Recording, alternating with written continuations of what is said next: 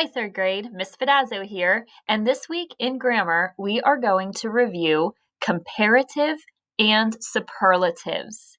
You probably recognize these words because they are words that we've been discussing as we've completed our green grammar book this year.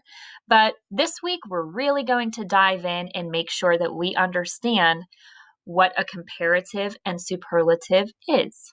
So, first, we need to review what's the difference between an adjective and an adverb. Those are two parts of speech that we've been talking about, and hopefully you can remember that an adjective describes a noun. It could describe what kind or how many, whereas an adverb literally adds on to a verb. A lot of adverbs end with ly because they tell how something is done, but they could also tell when something is done or where something is done. Okay, so let's take a look and review. Are these underlined words in these sentences adjectives or adverbs? Let's see. She quickly put her name on the paper. Look at quickly. Is that describing something, or is that telling how something is done? Hopefully you notice quickly ends with ly, and adverbs commonly end with ly. So quickly is an adverb because it's telling how she put her name on the paper. Next one, Tristan wore blue jeans to school. The underlined word here is blue. Now ask yourself, is blue telling how something is done, or is it describing something? What kind of something? Hopefully you know color words are always adjectives. They're describing something, okay?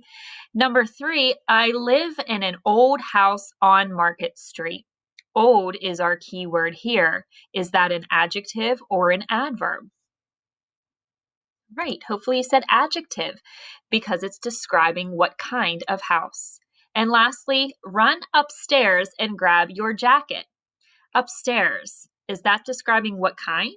Or is that an adverb describing how, when, or where you should do something? That's an adverb telling where you should run, okay? So, some adjectives and adverbs compare two or more things. When they do that, they are called comparative and superlative. A comparative adjective or adverb compares two things, only two things. For example, he is taller than me. So you're comparing one person to one other person, two people, and using the comparative taller to do so. To make a comparative, you have to follow some rules. If the adjective or adverb is one syllable, like tall, you simply just add er. There are more examples over here. She thinks she is smarter than me. Dad drives faster than mom. Okay, so fast and smart are one syllable. So to make it a comparative, you just add that ending, that suffix, er. The next rule here is if the adjective or adverb is more than one syllable, add more or less in front of it. So let's look at that word, that example. She is more responsible than her brother. The store brand cereal is less expensive than the brand name cereal. Okay, so think of those words responsible, that's 4 syllables.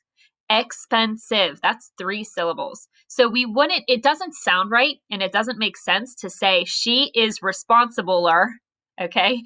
Or the store brand cereal is expensiver, okay?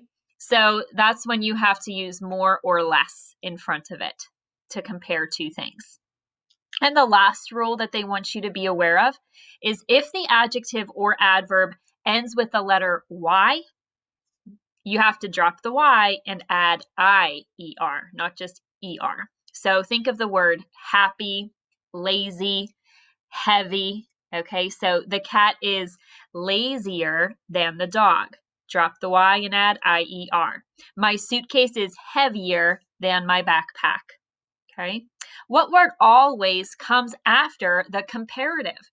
So if you look at the word that is comparing, smarter, faster, more responsible, less expensive, lazier, heavier, those, boys and girls, are all the comparatives.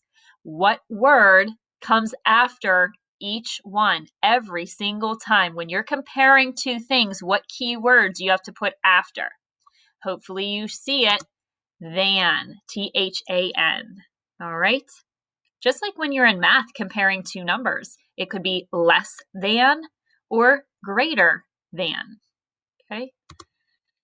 Now, when it comes to a superlative, that's an adjective or adverb that compares more than two things. So, for example, he is the tallest kid in the class. You're comparing something to the whole entire class, not just one other thing. All right, so in this case, you need the ending est. All right, so to make a superlative, again, if the adjective or adverb is just one syllable, you add est. Again, like tall. Here's some more examples. That is the cutest baby I have ever seen.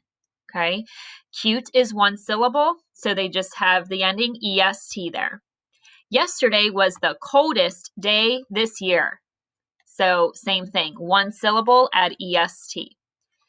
If the adjective or adverb is more than one syllable, you have to add the words not just more or less, but this is most or least. Okay, so he was the most adorable puppy in the store. So comparing one puppy to the rest of the puppies in the whole store, you need the superlative. All right, and this one is, that was the least difficult problem on the page. So notice adorable and difficult. Adorable, 4 syllables. Difficult, 3 syllables. Those ones you don't just want to add adorablest. You know, you might hear kids talk like that sometimes that don't know the grammar rules, but that is not the proper way to speak or write. The last rule on this page says, if the adjective or adverb again ends in Y, still the same rule. Drop the Y and add, this time though, I-E-S-T. Okay, so this is the prettiest dress I own. Look at the ending. It's I-E-S-T. The Y is gone. You are the funniest person I know.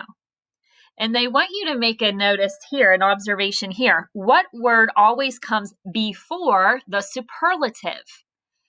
Just like with the other slide we saw with comparatives, that keyword than came after, but this time they're telling you to look at the word before it. So it's the cutest, the coldest, the most adorable. It's the. Okay, so every time you use a superlative, you'll see that keyword the come right before. All right, so let's review a little bit.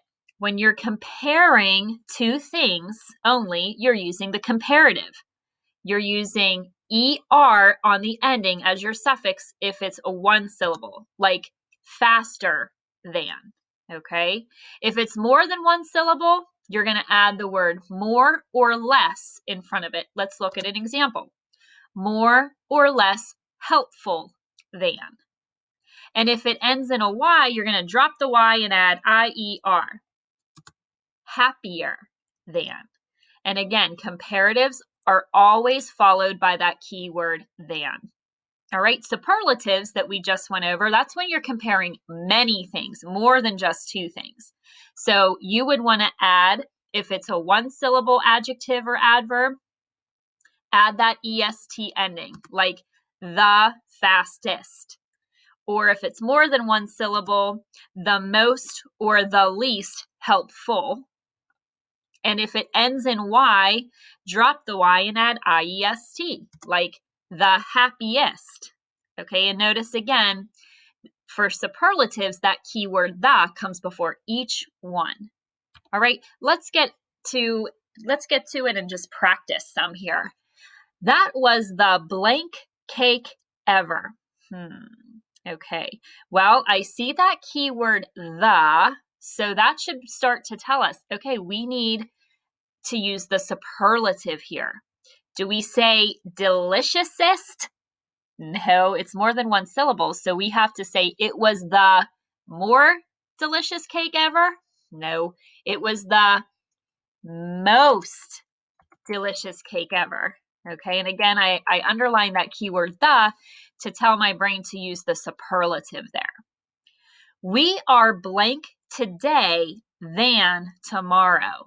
So there's that keyword than, and we're comparing two things. Today, how we are today versus how we are tomorrow. So we need the comparative, the ER. But since it ends in a Y, we're not just going to simply slap an ER suffix on there. Remember, we're going to drop the Y and add IER. We are busier today than tomorrow. All right, try a few more here. My bedroom is blank than my brother's. Hopefully you see that keyword than, and we're comparing two bedrooms. Therefore, we would need cleaner because it's one syllable. A kitten is blank than a cat. There's that keyword than. We are comparing two things. Now, do we say a kitten is playfuler than a cat? That doesn't sound right. It's more than one syllable, so we have to use the word more in front of it. A kitten is more playful than a cat. Last one. She is the blank person that I've ever met. So out of all the people, we're saying she's the super what? Nicest, right? Superlative with the EST ending. Good job. Now, the last slide here says there are some rule breakers to these rules. Of course there are. There always are in the world of grammar. What do you think the comparative and superlative are for the word good? So I know my niece and nephew who are little, they used my niece is learning a little better now, but my nephew would still talk like this. It is not gooder. He did gooder than me, and it's not goodest.